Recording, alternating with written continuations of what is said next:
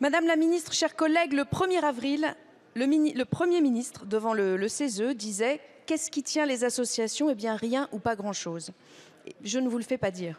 L'enquête récente du mouvement associatif le révèle. Ces dernières sont au bord du gouffre.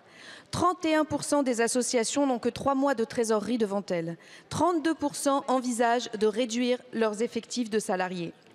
Pourtant, ce sont elles qui permettent de faire société, de créer et tisser des liens, d'assurer des missions de service public, d'organiser la solidarité, et cela dans tous les territoires de la République, dans nos quartiers, dans nos campagnes. Vous organisez une saignée générale du secteur associatif. Et le désengagement budgétaire global de l'État conduit en plus au désengagement des collectivités. Par exemple, cette année, le département du Val-de-Marne a baissé de 77% les subventions au secours populaire, association pourtant essentielle à l'aide aux plus démunis de ma circonscription.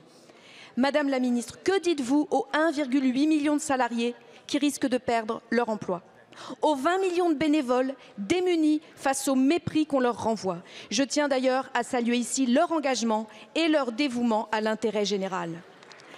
Après la suppression des contrats aidés, la réforme des retraites qui ne permet plus aux seniors de s'engager, le financement par projet qui épuise les équipes dans la bureaucratie et fragilise les trésoreries, sans compter le contrat d'engagement républicain qui donne un pouvoir exorbitant aux préfets, la pérennité du modèle associatif est en question. Madame la ministre, allez-vous continuer à tuer à petit feu le tissu associatif de notre pays ?